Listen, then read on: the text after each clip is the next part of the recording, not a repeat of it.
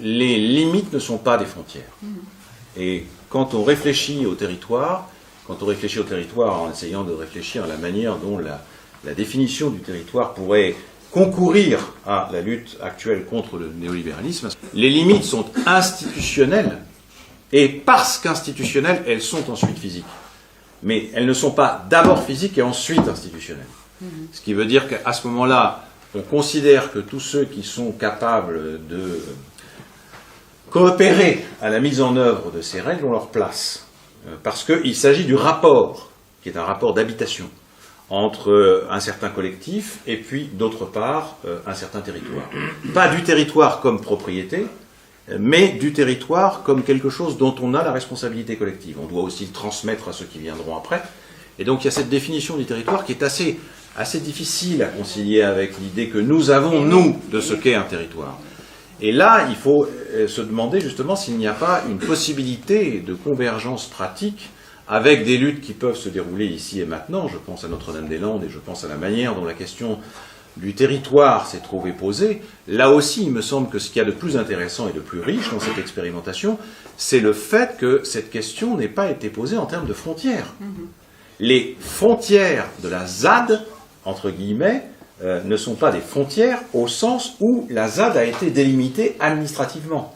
Ce sont des limites qui sont d'abord et avant tout fondées sur l'acceptation d'une logique qui est précisément celle de la mise en place de communs, qui en plus ne sont pas du tout des communs exclusivement agricoles.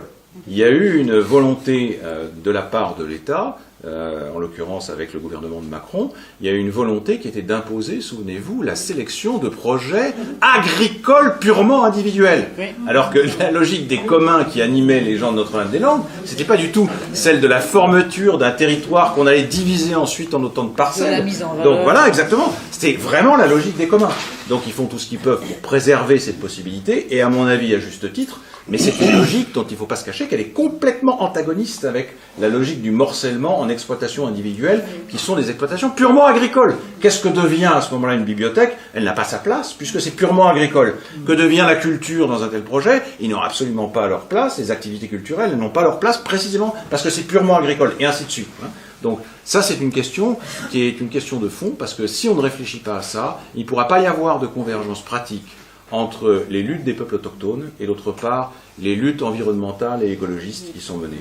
Or, ce à quoi on assiste, et c'est plutôt réconfortant, par exemple aux États-Unis, vous avez vu qu'aujourd'hui il y a eu une décision qui a été prise en ce qui concerne le pipeline dont Trump a ordonné la construction après que Obama l'ait gelé, et il y a eu une décision qui était de donner raison aux protestations des autochtones, des peuples autochtones, en l'occurrence il s'agit des Sioux du Dakota du Nord, puisque normalement ça doit traverser tout ce territoire qui est territoire ancestral, coutumier des Indiens de cette partie-là. Ce qui a tenu bon pour l'instant, c'est une coalition entre des associations d'écologistes et d'autre part les peuples autochtones. Pour moi, du point de vue de l'exemplification, de l'illustration de la logique du commun, ça me paraît un exemple absolument remarquable. C'est ce à quoi il faut travailler.